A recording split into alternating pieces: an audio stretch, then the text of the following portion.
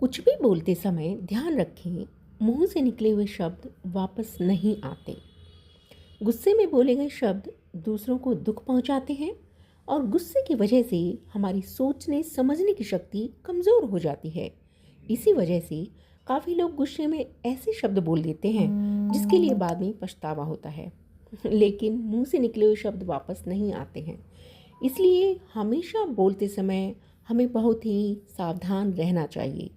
चलिए, तो यही बात आज हम एक कहानी के रूप में समझते हैं।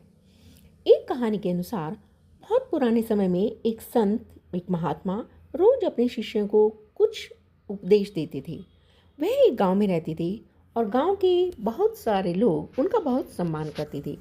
लेकिन कुछ ऐसे भी थे जो उस महात्मा को पसंद नहीं करते थे। एक दिन उन्हीं आदमियों से जो महात्मा को समझते नहीं थे, उन्हें पसंद नहीं करते थे, एक व्यक्ति उनके आश्रम में पहुंचा और वह सभी लोगों के सामने उस महात्मा का अपमान करने लगा। लेकिन महात्मा ने उन्हें पलटकर कुछ भी नहीं कहा। जब वह व्यक्ति बोलते बोलते थक गया तो चला गया। गांव के लोग ये देखकर बहुत दुखी हुए और उन्होंने महात्मा से पूछा, आपने उस आदमी को, उसने आपके बारे में इतना कुछ बोला पर आपने उन्हें पलटकर कुछ भी जवाब नहीं दिया।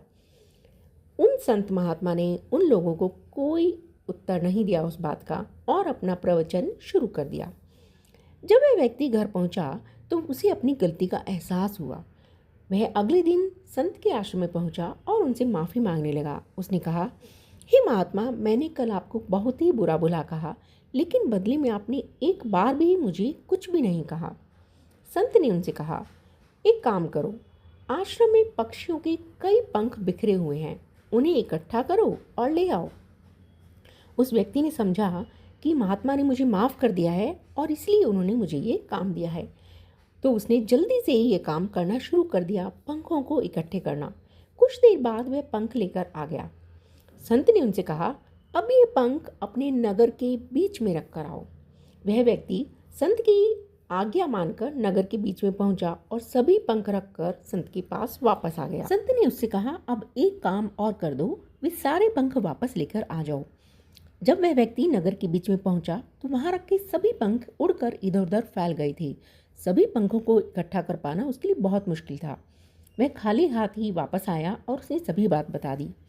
अब संत ने उनसे कहा कि देखो, जब हम गुस्से में होते हैं और कुछ भी बोलते हैं, वह दूसरों को दुख देता है, और जब हमारा मन शांत होता है तब हमें गलती का एहसास होता है, लेकिन तब हम कुछ नहीं कर सकते। जिस तरह सभी पंखों को इकट्ठा कर पाना संभव नहीं है, उसी तरह मुंह से निकले हुए शब्द भी वापस नहीं लिए जा सकते। इसलिए हमेशा गुस्से से बचना चाहिए और कुछ भी बोलते समय हमेशा सावधान रहना चाहिए कि हम कुछ ऐसे शब्द ना बोल दें जो दूसरों को तकलीफ़ दें और हमें भी बाद में पछताना पड़े।